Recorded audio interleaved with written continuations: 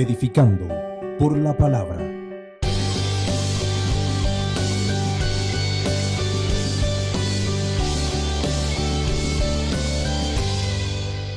Disfruta de un programa diferente, donde siempre habrá un mensaje de esperanza, confiados de que todos los problemas tienen una solución, ya que vivimos la verdad que es Cristo.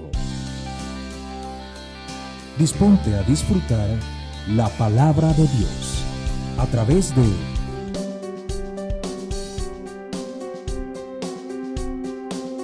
Edificando por la Palabra, con el pastor Andrés Noguera. Y denle un aplauso al Señor para recibir la palabra en esta hora. Que se nos vuelve a recibir. Eso es.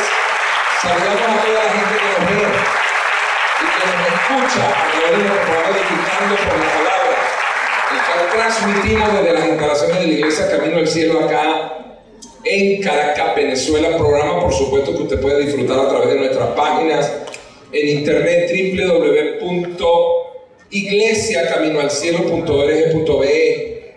También nuestra página de Reforma TV, www.reformatv.net, y nuestro canal en YouTube, Edificando por la Palabra. Señores, he titulado este mensaje y vamos con la corriente de la palabra.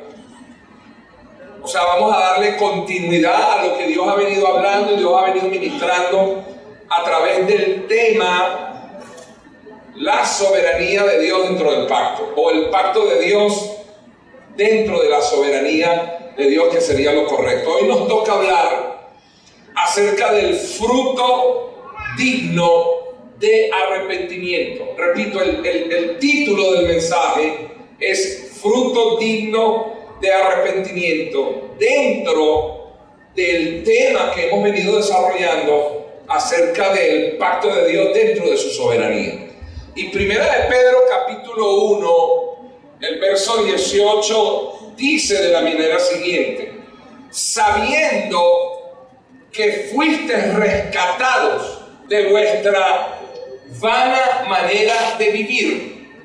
Usted recuerda, oído, cuando yo estuve, haga memoria, teníamos el pizarrón aquí y Dios nos enseñó los 3 incidentes que se dieron en la cruz para que pudiéramos hablar de que fuimos justificados.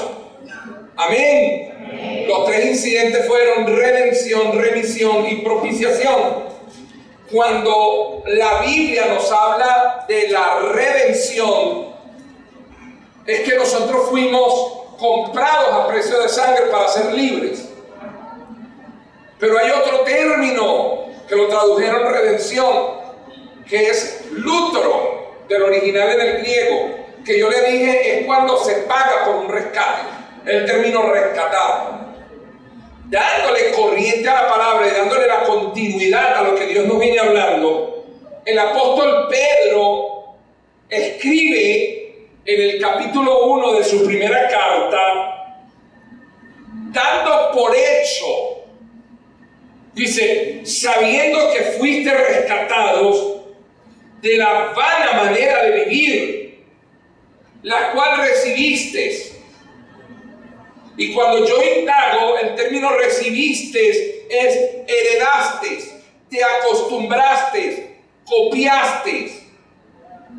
La vana manera de vivir que recibiste de vuestros padres. Y el apóstol nos recuerda, no con cosas corruptibles como oro o plata. O sea, no fuimos rescatados porque el precio que se pagó fue un precio material. Y dice, sino con la sangre preciosa de Cristo, como de un cordero sin mancha y sin contaminación. Dejémoslo ahí, vamos a orar. Padre, yo te doy gracias en esta hora, en el poderoso nombre de tu Hijo amado, nuestro Señor Jesús, el Cristo, a quien honramos en este precioso día. Y la razón por la cual venimos a dar nuestra devoción a Él, que es nuestro culto. Y lo hacemos con el entendimiento, disfrutando de todas las bendiciones que Él nos ha dado. Estamos aquí por nuestra propia única y absoluta voluntad, para recibir tu palabra, la cual trae respuesta a nuestras vidas, la cual trae instrucciones para nuestras vidas. Permite que esta palabra sea grabada en mi mente y sea enraizada en mi corazón. Señor, gracias por todo lo que siempre haces por nosotros, pero por sobre todo gracias por la bendición de Emmanuel. Dios está con nosotros todos los días hasta el fin del mundo. Amén. Amados, quiero hacer una introducción en relación a una de las peores cosas que le puede pasar a un ser humano, que puede operar en la vida del ser humano y que pasa a ser uno de los más grandes obstáculos que se le presentan a la persona para que se den los buenos cambios, para que se pueda dar la transformación, la formación, el cambio genuino, ya sea en cualquier área. A nosotros nos compete en el área espiritual, pero usted puede querer cambiar su modo de administrarse, usted puede cambiar su modo de conducirse, usted puede cambiar su modo de verse.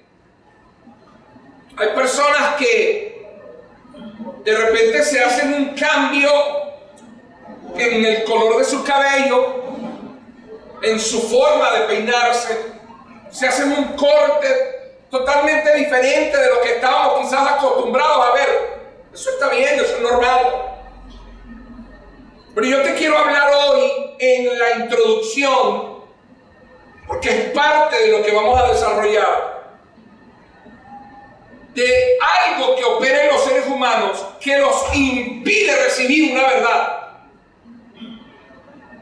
que los impide ser libres de pensamientos, de ideologías, de conductas, de creencias, de actuaciones. Y esto se conoce como la fortaleza mental.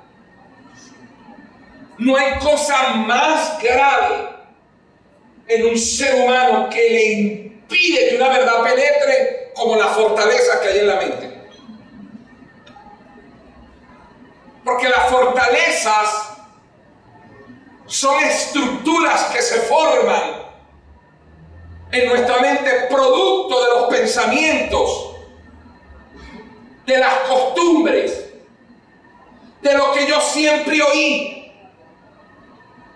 Cuando nosotros vamos a 2 de Corintios capítulo 10, el apóstol Pablo revela que las armas para nosotros batallar no son carnales. Verso 4. Dice, fíjense que el por qué está unido no es una pregunta, es una respuesta, es una afirmación. Dice, porque las armas de nuestra estrategia, milicia, no son carnales, son poderosas en Dios para la destrucción de fortalezas. Entonces, cuando usted piensa en un combate militar, las fortalezas en aquel momento eran grandes paredes o grandes puertas que se construían antes de la ciudad para que no se pudieran penetrar a las ciudades. Pero cuando el apóstol Pablo habla de fortaleza, no está hablando de las fortalezas físicas, de una reja, de una puerta. Está hablando de esto, y se lo compruebo, porque el mismo texto lo afirma. Dice, no son carnales, son poderosas en Dios para destruir la fortaleza. ¿Cómo destruyes la fortaleza? Sigue el versículo, derribando el argumento. Porque el argumento, que es el pensamiento, es lo que te hace tener la fortaleza mental. Entonces el apóstol pregunta y da la respuesta. Afirma que las armas que Dios nos dio son poderosas en Él para destruir fortalezas. ¿Cómo? Derribando los argumentos.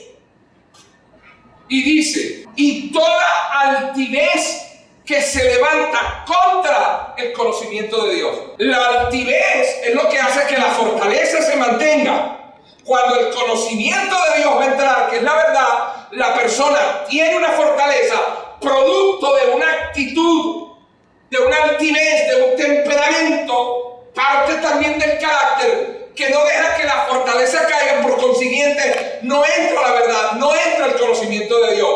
Pero el apóstol, por inspiración del Espíritu, en la revelación de lo que nos está dando, dice, derriba la altivez y lleva el pensamiento cautivo a la obediencia a Cristo. ¿Aló? Amén. Derribando argumentos y toda altivez que se levanta contra el conocimiento de Dios y llevando cautivo todo pensamiento a la obediencia. ¿Por qué tiene que llevar el pensamiento cautivo a la obediencia? Porque el pensamiento es lo que hace tenerte sólido el argumento. Es lo que hace que mantengas el argumento. Como tú tienes un argumento, tú tienes una altivez, oído, no altivez de una actitud, de un comportamiento, sino alguien te va a decir, no, eso no es así. No, a mí mi mamá me dijo cuando yo estaba pequeña. Oye, vale, pero deja que yo te diga lo que dice. No, a mí tú no vas a venir porque yo en mi casa nosotros estamos acostumbrados a... Entonces la persona te quiere dar una verdad, pero hay una altivez producto de una fortaleza que tú tienes que no deja que el conocimiento de Dios entre, que es la verdad. Entonces el apóstol te dice, ya va a dejar la altivez. No, pero lo que pasa es que cuando tú vas a pensar en lo que te hace mantener esa fortaleza, el apóstol te dice, pero agarra el pensamiento y llévalo cautivo a la obediencia a Cristo. ¿Aló? Amén. Yo por años, como maestro de la palabra y como pastor de la congregación por años, estoy hablando mucho de las armas del enemigo. Y por años estuve predicando acerca de todo lo que nosotros conocemos como la batalla y como la guerra espiritual. Y hay unos temas que uno ve cuando hace licenciatura, que son demonología y angeología. Y hay gente dentro de la iglesia, como todo. Usted va a un cuerpo de seguridad, usted va a un ejército y ahí hay artilleros, hay pilotos, hay gente de combate, hay personas que les gusta es monitorear, son expertos para detectar a través de equipos satelitales presencias del enemigo. Hay otros que trabajan en la logística. Todo eso se necesita dentro de un cuerpo, dentro de un ejército. Hay quienes preparan todo el armamento para que otros lo usen. Pero hay unos que les gusta, a ver si es válida la expresión, hay unos que les gusta entrompar. O sea, person to person, cara a cara. Si tienen que caerse, se caen. Se dan duro. Hay unos que son francotiradores. Ellos los ponen bien en los extremos y plum, plum, plum, vuelan las estaciones, las gasolinas, donde están las pólvora, los armamentos. Todo tiene una estrategia. En aquel tiempo yo conocí muchos creyentes que eran así. Eran mariners espirituales. Se sentían unos rambos. Ellos querían agarrar al demonio y decir, date con el demonio. Y si el demonio se salía, lo agarraban y le decían, no huyas de mí, Satanás. Y yo eso lo entiendo. Y todos y cada uno de nosotros, quizás en una etapa de nuestra vida como creyentes, pasamos por eso. Pasamos por eso. Yo no sé cuántos de ustedes, a lo mejor cuando llegaron de jóvenes, llegaron a pertenecer a los Scouts de Venezuela. Pero yo me acuerdo que yo fui Scout de Venezuela. Y después fui militar. Y no hay cosa que más nos agrada a nosotros que nos den tiras, grados de mando. Y cuando yo salí de 6º grado, yo llegué a ser primer brigadier de 6º grado. Yo tenía 4 rayitas aquí, yo le mandaba poco chamo. Pero cuando el apóstol Pablo habla de esto, no quiero que confundas esto con lo que tiene que ver una batalla espiritual con un demonio. No. Cuando el apóstol Pablo habla que las armas que Dios nos dio a nosotros que son poderosas en Él, el primer trabajo que tiene que hacer un creyente es derribar los argumentos que tiene en su mente, producto de las estructuras de la vana manera de vivir que aprendió de la familia. ¿Aló? Óigame, cuando usted va al capítulo 1, que fue el texto base para la introducción del mensaje, de la carta del apóstol Pedro, por favor retomemos ahí. Yo les leí el verso 18, dice sabiendo. Pero ninguna escritura puede comenzar con la expresión sabiendo, porque uno se tiene que preguntar, ¿sabiendo qué? El verso número 13, por tanto, ciñan los lomos de vuestro entendimiento, sean sobrios y esperen por completo en la gracia que os traerá cuando Jesucristo sea manifestado. Como hijos obedientes, no os conforméis a los deseos que antes teníais estando en vuestra ignorancia. ¿Está viendo? Vean el contexto para lo que el apóstol termina introduciendo. Dice, ahora como hijos obedientes en el Señor, no se conformen a deseos, ganas de hacer.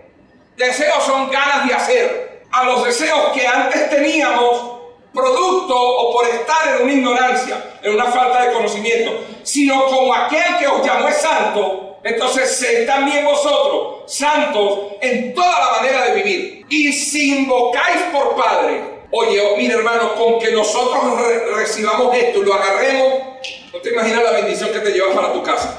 Solamente con este versículo. Si tú invocas por Padre, aquel que sin acepción de personas juzga según la obra de cada uno, conducíos en temor todo el tiempo de vuestra peregrinación, de vuestro andar en la tierra.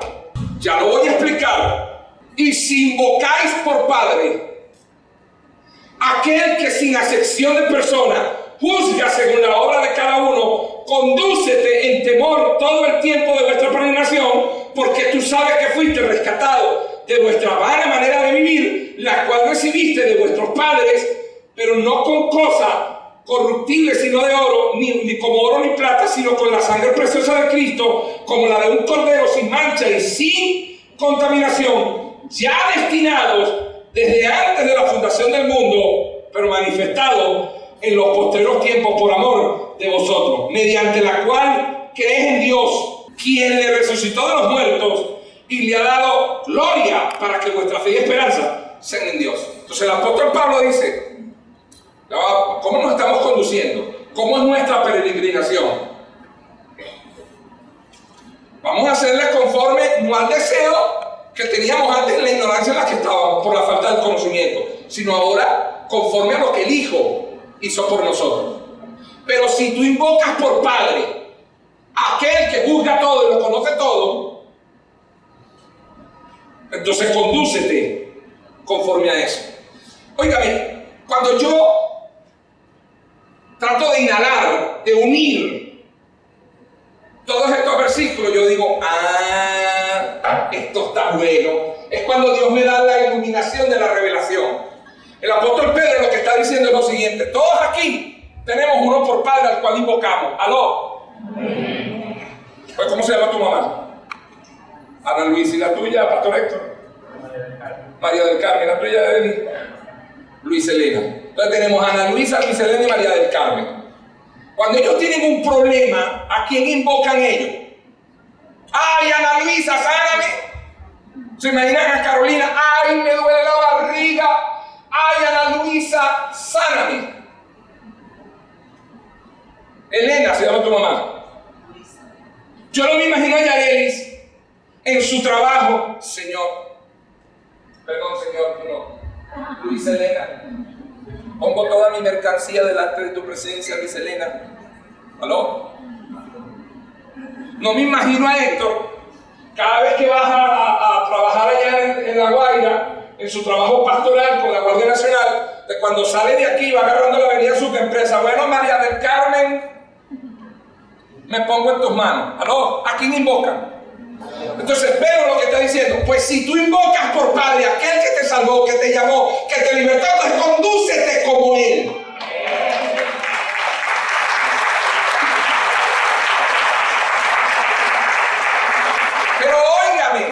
el apóstol Pedro lo que nos quiere decir es, oye, que manguagua, invocamos por padre aquel, pero al momento de conducirnos, queremos conducirnos con la vana y vieja manera de vivir que heredamos de nuestros padres. Entonces tenemos un tremendo rollo, porque cuando se trata de un problema espiritual, cuando vienen a atacarnos, cuando necesitamos el auxilio, el socorro de nuestro ayudador, entonces invocamos por padre a aquel que conoce todas las cosas. Pero al momento de conducirnos, es que a mí en mi casa no me enseñaron así, es que en mi familia ciertas cosas. Bueno, ¿a quién tienes tú por padre?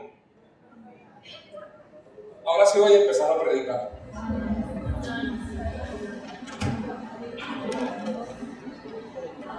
O sea, versión Andrés Noguera. Hermano, lo que es igual no es trampa. Si el que me salvó es Dios, si cuando yo tengo un problema acudo a Dios, si cuando tengo una situación difícil acudo a Dios y lo invoco a Él por Padre, entonces condúcete como Dios nos está enseñando que nos conduzcamos. Porque la fortaleza mental en mi familia no hacen así. ¿Aló? Es que a mí no me crearon así. Es que tú no has entendido todavía que tú tienes una nueva vida en Cristo y que ahora es que te están criando. Que nos están criando es ahora. Y que la vieja y vana manera de vivir de tus padres tienes que desecharla. ¿Aló? Ahora, ¿sabes por qué no la desechas? Por una razón. Porque hay una fortaleza mental que no te deja. Pero que hoy Dios, con su palabra, nos puede dejar libre de eso.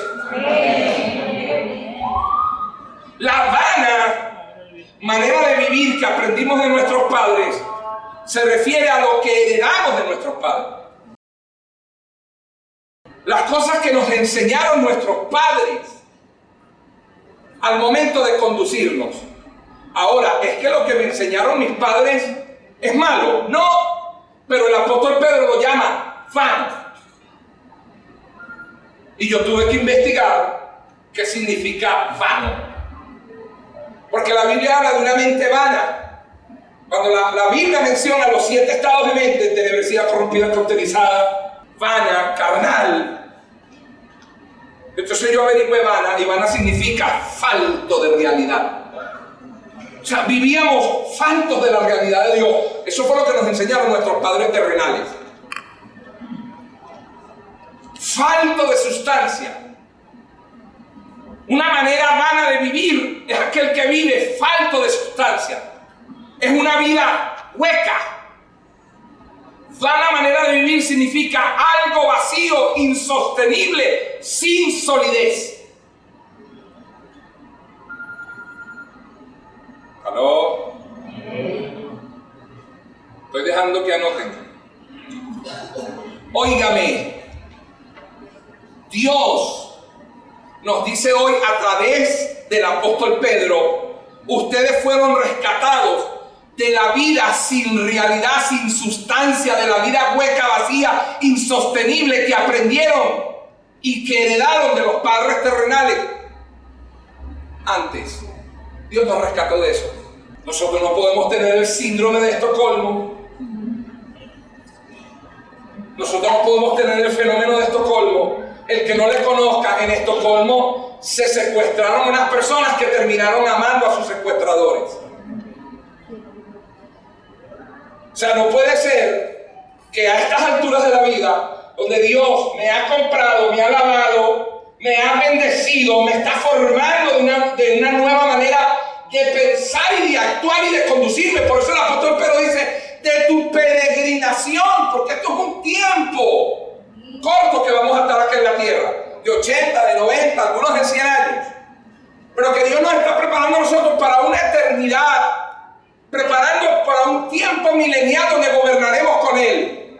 Entonces a mí me rescata Dios de esa falta de realidad en la que yo vivía. Ay, yo voy a querer seguir viviendo eso porque tengo una fortaleza mental de que es que a mí me enseñaron así. Óigame, cuando Cristo murió por nosotros y murió para rescatarnos, incluía rescatarnos de las costumbres de nuestras familias. incluía rescatarnos de los hábitos de nuestros familiares. Yo vengo de una familia que cuando sonaban las 12 y uno, esa es la hora de llorar, hermano, y comienza el himno nacional, gloria al bravo. Yo me acuerdo que yo tenía que estar corriendo detrás de mi familia porque ellos agarraban maletas y se iban para el pasillo.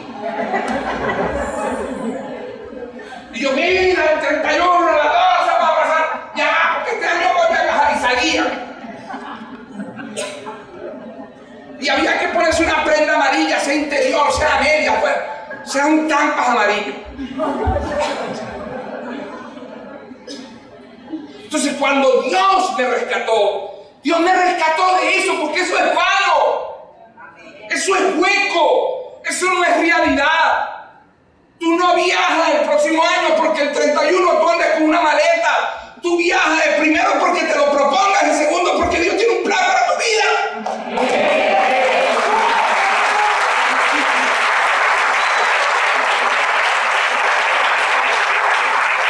Óigame, Dios nos rescató de los modos de pensar o de actuar de nuestra familia.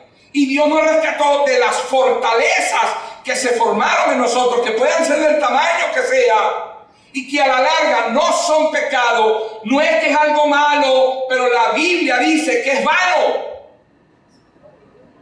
Y vano significa que es hueco, que es vacío, que eso no nos lleva a nada. Entonces, no debemos invocar a Dios por Padre, pero pretender seguir actuando como nos enseñaron nuestros padres terrenales. ¿Qué te pasa? O sea, al momento de invocar, no puede ser.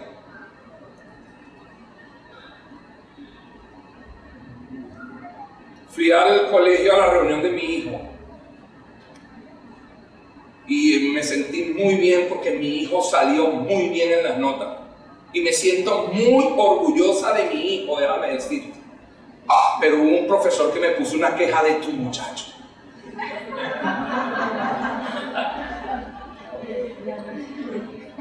Digo para lo que te conviene, para otro tu muchacho. Entonces, cuando tenemos un rollo espiritual, invocamos a Dios, pero para conducirnos, es que a mí me enseñaron así. Óigame, lo más terrible de todo esto es que tan bello mi Señor, Él siempre es ejemplo. Y cuando tú vas a Mateo capítulo 12, acompáñame. En Mateo capítulo 12, en el versículo número 46, mientras él aún hablaba a la gente, aquí su madre y sus hermanos estaban afuera y le querían hablar. Y le dijo uno, he aquí tu madre y tus hermanos están afuera y te quieren hablar. Respondiendo él al que le decía esto, ¿qué es esto? Bueno, que allá afuera está tu madre y tu hermano que quieren hablar. Me encanta como lo dice Lucas. Lucas dice, y la multitud no los dejaba acercarse. Entonces la mamá y los hermanos chapearon. No, pues Lucas es tremendo. Lucas dice, o sea, en otras palabras, para el discurso y manda a llamar a papi y mamá. Pero como él no está pegado a las costumbres, como él no aprendió una mala manera de vivir de sus padres terrenales, porque los tuvo, pero no aprendió, ¿aló? Y por eso él es nuestro ejemplo. Agarró y dijo, ¿quién es mi madre y quiénes son mis hermanos? Y extendiendo su mano hacia los discípulos, hacia sus hermanos de la fe, hacia los cristianos, dijo, he aquí mi madre y mis hermanos, porque todo aquel que hace la voluntad de mi Padre que está en los cielos, ese es mi hermano y esa es mi madre. De que no tenía fortalezas. Ahora, usted sabe, como Dios sabe, como el diablo sabe, que a nosotros nos pasa esto y nosotros paramos el discurso. Empezamos, Pastor Héctor. Bueno, vamos a que el Pastor Héctor. Póngase, Juan, ¿qué pasó, Señor? Búscame a mi mamá y a mis hermanos que están allá afuera.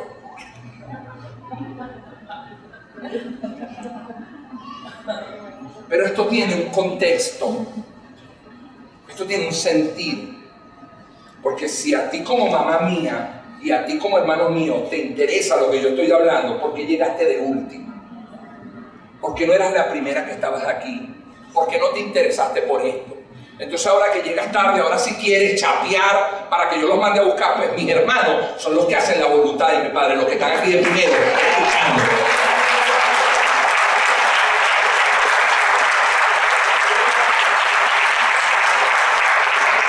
Pastor, ¿y dónde dice eso? Bueno, hermano, eso es lo que Dios nos da a nosotros los predicadores, porque si todo lo dijera ahí, entonces ¿qué vamos a predicar? Usted puede tener la plena seguridad que Jesús está en ese sentido. Óigame, Jesús no tenía los modelos de familia arraigados en su mente y en su corazón. Cuando usted va a Lucas capítulo 2, en el versículo número 41, esto es terrible. Dice, iban sus padres todos los años a Jerusalén en la fiesta de la Pascua. Porque iban todos los años a la fiesta de la Pascua porque era una costumbre. Y cuando tuvo 12 años subieron a Jerusalén conforme a la costumbre de la fiesta. Al regresar ellos, porque la costumbre la tenía José y María, es lo que tenían 12 años.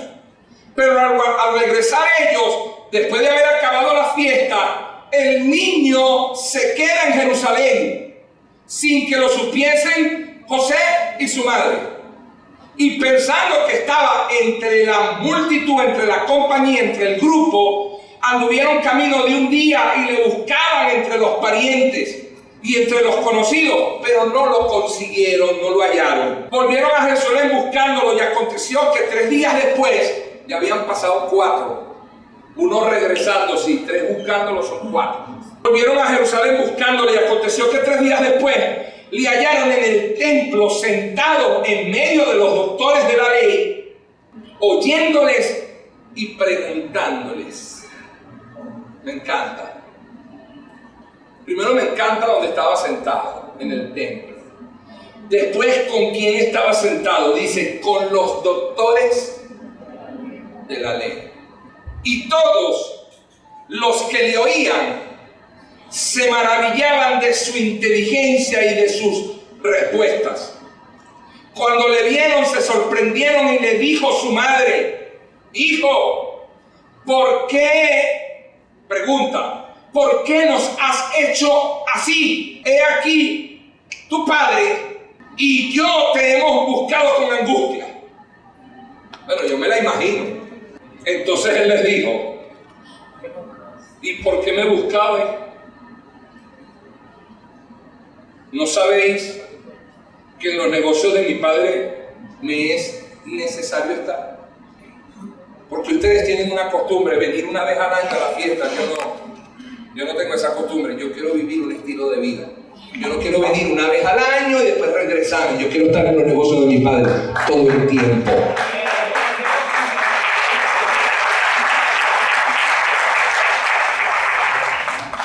Porque la costumbre, quizás algunos, es ir al año y después regresar. Pero como no somos conforme a la costumbre, entonces ¿por qué me buscaron? Ahora, yo no me quiero imaginar a María evangélica. Prefiero seguirme imaginando judía. Porque es que si me la imagino evangélica, yo me imagino el rolitronque problemas que me formaría a Jesús. Primero, ¿qué haces tú aquí? Vamos para la casa. Devuélvete. Te has castigado. No vienes más. Para Jerusalén no regresas el año que viene. Te castigo. Y déjalo, vale, está sentado con los doctores de la ley. Está aprendiendo. A veces nosotros tenemos que tener el discernimiento para ver por qué a un hijo mío o a un sobrino mío o a un nieto le gusta tanto estar con alguien o en un lugar. ¿Qué estará recibiendo de esa persona? ¿Qué estará aprendiendo de esa persona? Cuando tú sabes que esa persona donde está tu hijo es un hombre de Dios, una mujer de Dios, una familia de Dios, es una casa de Dios. Tengo las fortalezas. ¡Oh! Te vas. Cae a Jerusalén. Cae. ¿Qué te pasa? Ustedes lo hicieron por costumbre, yo lo hago por convicción. Ustedes lo hicieron porque para ustedes es una fiesta más. Para mí me es necesario aprender, crecer. Óigame, mire qué belleza esto. ¿Por qué me buscáis? ¿No sabéis que en los negocios de mi Padre me es necesario estar? Mas ellos no entendieron las palabras que les habló. Y descendió con ellos y volvió a Nazaret y estaba sujeto a ellos. Y su madre guardaba todas estas cosas en su corazón. Pero Jesús crecía en sabiduría, crecía también en estatura y crecía en gracia para con Dios y para con los hombres. Porque Jesús no fue nada más a una fiesta, Jesús no fue a una costumbre, Jesús no fue nada más al ritual, a que fuera para que lo vieran y regresar. No, Jesús se quedó hablando con los doctores de la ley y los oía y les preguntaba y aprendía, y por eso crecía en gracia para con Dios, pero también crecía en gracia para con los hombres y también crecía en estatura.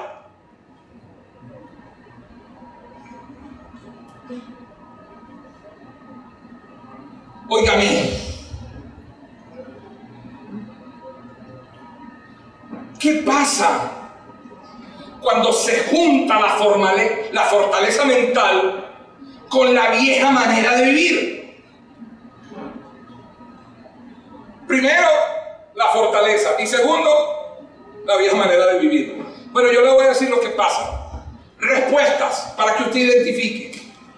Es que a mí me criaron de esa manera. Eso es impresionante cómo nosotros nos justificamos con eso. Pero es que a mí me criaron fue así. Pero tú no estás invocando por padre aquel que no hace acepción de personas, sino que te lavó por su sangre. Ese es el que tú estás invocando por padre, entonces condúcete como él. Segundo, lo que pasa es que en mi familia no estamos acostumbrados a eso. ¿Qué tal, Génesis? Es que en mi familia nosotros no estamos acostumbrados a eso. Pero ya va, cuando tú dices tu familia, ¿a quién te refieres? Porque Jesús dijo, dígale a ella y a ellos que están allá afuera, que mi familia son estos, los que hacen la voluntad de mi Padre. ¿Aló? Entonces, ¿cómo es eso? Que lo que pasa es que en mi familia no estamos acostumbrados a eso. 3, es que yo nunca molesté a mi familia para eso. Pero no dice la Biblia que nos ayudemos los unos a nosotros. ¿Aló? No dice la Biblia que llevemos las cargas los unos a los otros. ¿Aló? No dice la Biblia que Ana destetó a Samuel y fue y lo llevó al templo. ¿Qué me van a decir? Que es que Ana estaba acostumbrada a eso. Porque Ana no había tenido hijos. Porque ¿será que Ana entendió que el mejor lugar donde podía estar su hijo Samuel era ahí con Elí en el templo? ¡Aló!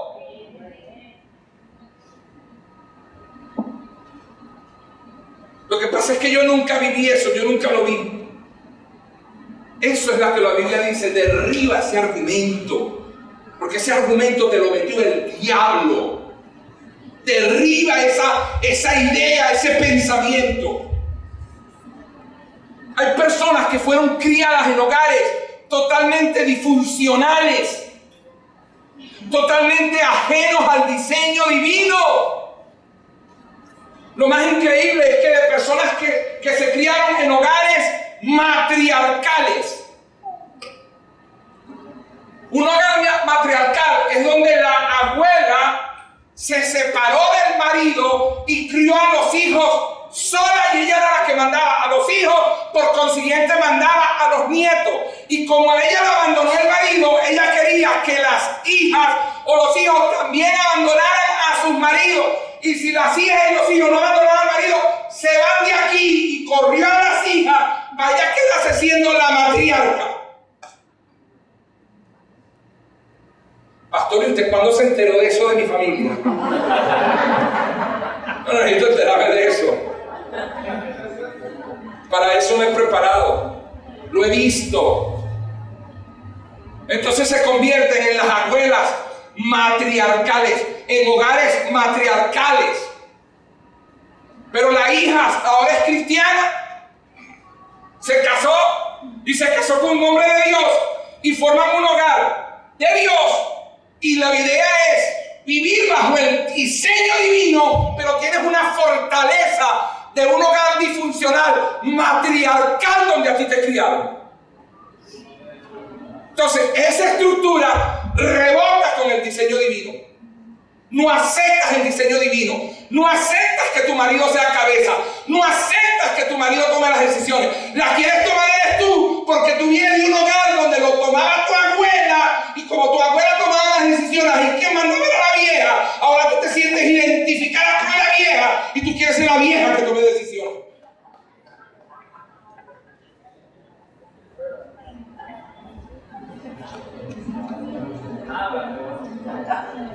Bendito Dios. Entonces, óigame, primero, porque se levantan las fortalezas. Segundo, porque tienes una vana manera de vivir, que tu familia te grabó y te enraizó, pero que ahora el nuevo sacerdote de tu vida, que es Cristo, quiere desarraigar eso grabado y quiere desenraizar eso enraizado y quiere grabar en ti una naturaleza de evangelista para que tú des ejemplo, de manera que los que no crean por la palabra, que crean por la conducta de ella.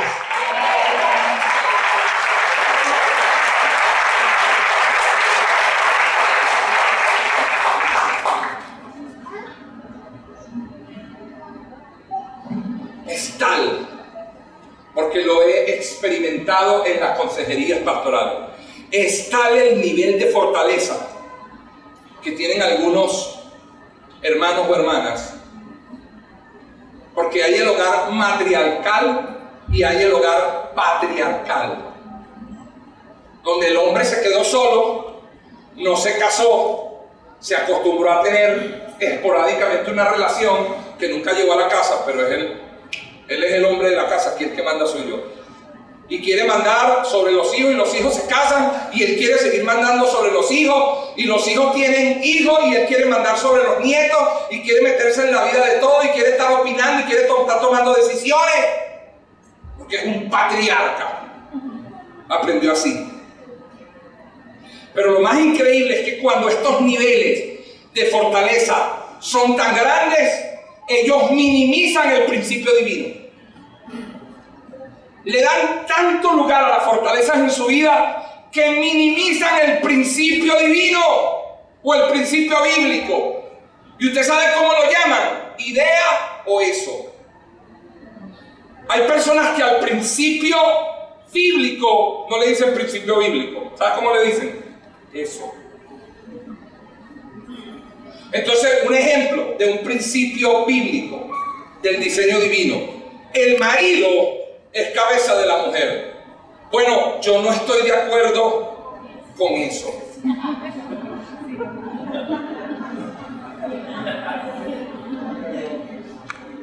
No, hay que ministrarles hoy, hermano. Póngale la cabeza si tiene una mujer al lado. Sé libre hoy en el nombre de Jesús afuera. Sean libres hoy en el nombre de Jesús fuera. Sean libres hoy en el nombre de Jesús. Le llaman al principio divino eso. Ya va. Mi esposo es mi cabeza. Sí, no, yo no estoy de acuerdo con esa idea. Pero ya va, cabezona. Ya va, cabezón. ¿Quién te dijo a ti que eso era una idea? Es un principio bíblico. Pero es que la fortaleza es tan terrible que no las dejes verlo como el principio bíblico. Lo ves como eso. Gózate. Gloria a Dios.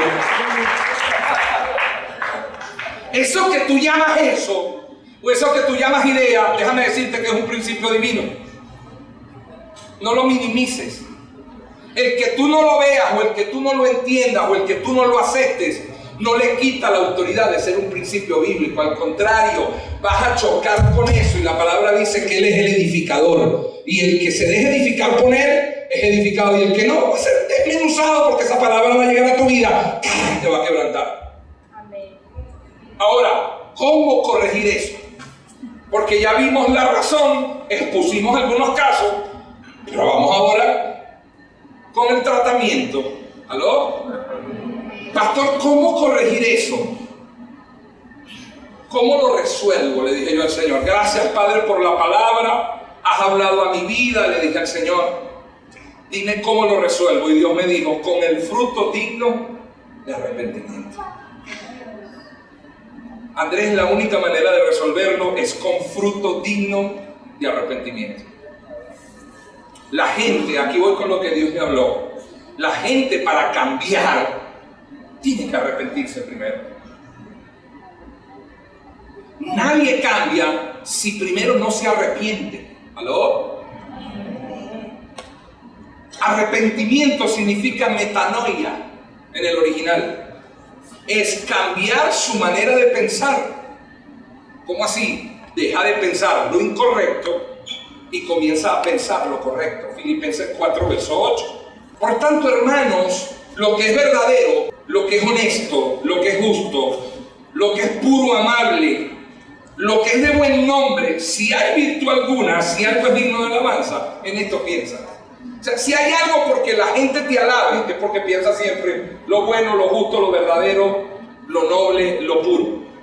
Si vas a Efesios, antes de Filipenses, al capítulo 4, y lees el versículo número 22, dice: en cuanto a la pasada manera de vivir, que es la que heredamos de nuestros padres, despójate del viejo hombre, que ese está viciado, ¿conforme a qué? Al deseo engañoso, lo que dijo Pedro en capítulo 1. Y renuévate en el espíritu de tu mente. O sea, lleva la mente a la peluquería. Pastor, ¿y dónde hay peluquerías mentales? Aquí hay una, se llama Camino al Cielo. Y échate una buena renovada. Te echas unos tintitos, pero necesitas renovarte aquí adentro. Necesitas cambiar la manera de pensar, está diciendo el apóstol. Una vez que renueves tu hombre nuevo, pero mira el orden: despójate del viejo, renueva el nuevo y ahora vístete. Despójate del viejo, renueva tu mente y ahora vístete del nuevo. Ese fue creado según la justicia de Dios. Amén.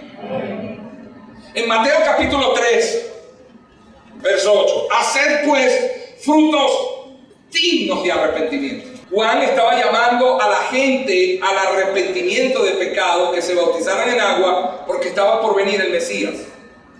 Pero llama la atención porque el apóstol dice: hagan fruto digno de arrepentimiento. No piensen dentro de sí vosotros mismos diciendo: Abraham es el que tenemos por padre, porque yo les digo que Dios puede levantar hijos de Abraham aún de estas piedras. Pero óigame, vamos más arriba.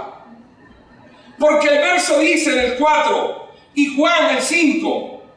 Sí, Juan estaba vestido de pelo de camello y tenía un cinto de cuero alrededor de sus lomos. Su comida era langosta y miel silvestre, y salía a él Jerusalén y toda Judea y toda la provincia de alrededor del Jordán, y eran bautizados por él en el Jordán, confesando sus pecados. Al ver él que muchos de los fariseos y de los saduceos venían a su bautismo, ¿qué estaban haciendo? Estaban viniendo al bautismo, ¿sí o no? Él está llamando para bautizar, y los fariseos y los saduceos comienzan a venir para bautizarse. Y les dijo: generación de víbora, ¿quién enseñó a huir de la ira venidera? Hagan frutos dignos de arrepentimiento. Venían a bautizarse. Les dijo: arrepiéntanse de pecado y vengan a bautizarse. Salió Jerusalén y salió Judea. Los fariseos y los saduceos que estaban ahí también se van a bautizar. Pero cuando van a bautizarse, él los ve y le dice: generación de víbora, hagan frutos dignos de arrepentimiento. Aló. Ahí hay algo.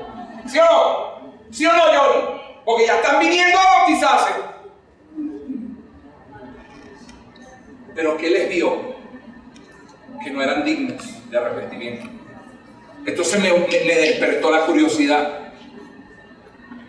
Fruto, aprenda esto: fruto es el resultado o el producto de la ganancia de una acción. Eso es lo que se conoce como fruto.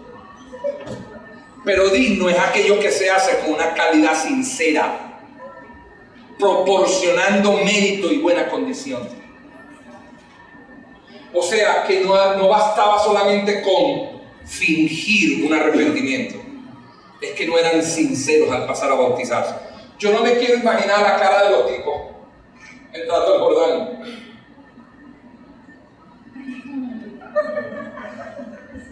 Y me imagino Juan escuchando: caldo de langosta y un poquito de miel, como cada cosa ahorita en el país. No se consigue. Hacemos, nos rebauticemos. Y cuando él los vio, le dijo: generación de víboras. O sea, hagan frutos dignos de arrepentimiento. Que el arrepentimiento sea sincero.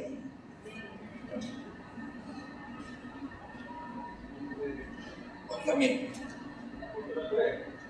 le dije: Señor, descríbeme a una persona con fruto digno de arrepentimiento. Y yo tengo que cerrar este mensaje hoy. Y Dios me dijo: uno, es aquel que se arrepiente de su pecado, de la obra de este, y reconoce que Jesús es el Cristo, que es Señor y es Salvador de su vida. Uno. Dos, es aquella persona que renuncia por completo a su vieja manera de vivir, despojándose del viejo hombre viciado conforme a sus deseos engañosos. Tres, es aquella persona que se vuelve sumisa y humilde, reconociendo las autoridades puestas por Dios y atiende a las órdenes de la palabra. Cuatro, es aquella persona que se sienta para ser discipulada, procurando un continuo perfeccionamiento, por nada se detiene y siempre está dispuesta a aprender hasta el conocimiento pleno. Con esas 4 cositas que nosotros hagamos, nosotros estamos dando fruto digno de arrepentimiento. Le dije al Señor: wow, Señor, ¿hay que hacer todo eso? Sí, hay que hacer todo eso. Y la respuesta que Dios me dio fue esta: tú sabes, después que tú logres hacer todo eso, ¿cómo se llama eso? No, eso se llama conversión.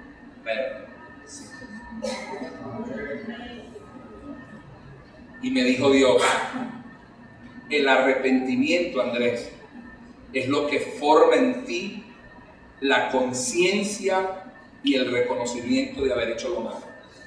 Oído, estoy cerrando mi mensaje.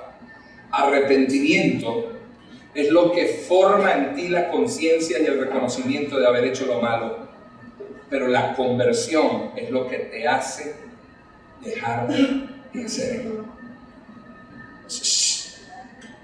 Arrepentimiento es que forma en ti la conciencia de que eso es malo, pero conversión es lo que te lleva a dejar de hacer lo malo.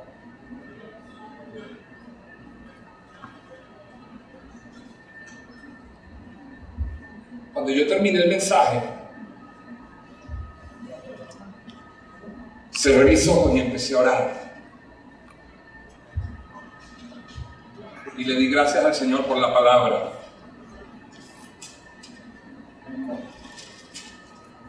Y Dios me llevó a Génesis 1:22.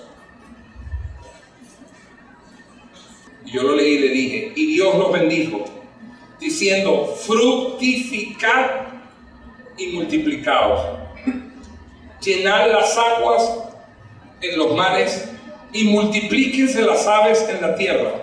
¿Qué le dijo Dios a la creación? Fructificar y multiplicar, llenad las aguas en los mares y multiplíquense las aves en la tierra. Cuando leí esto dije: no, ya va. Volví a leer desde el 20. Produzcan las aguas seres vivientes y aves que vuelen sobre la tierra en la abierta expansión de los cielos. 21. Y creó Dios los grandes monstruos marinos y todo ser viviente que se mueve, que las aguas produjeran según su género, y toda ave alada según su especie. Y vio Dios que era bueno, entonces los bendijo y le dijo: fructifique. Cuando vi eso le dije al Señor: disculpa, Jehová, perdona mi ignorancia. ¿Qué tiene que ver eso con el mensaje? Y Dios me dijo que cuando yo creé las cosas, las creé según género y según especie, para que dieran frutos según género y según especie. Tú no estás hablando del fruto digno de arrepentimiento. Sí, Bueno, desde el principio yo establecí que el fruto que vamos a dar es según el género y la especie de cada uno. Ustedes son personas arrepentidas, sí, del fruto del arrepentimiento. Porque si somos arrepentidos de lo viejo, de cómo vivíamos, tenemos que dar el fruto de arrepentidos. Amén. Dios les bendiga, Dios les guarde. Edificando por la palabra.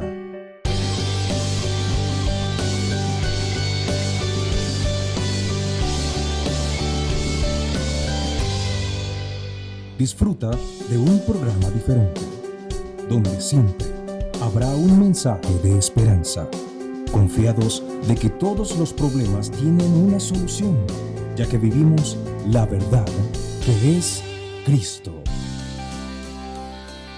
Disponte a disfrutar la palabra de Dios a través de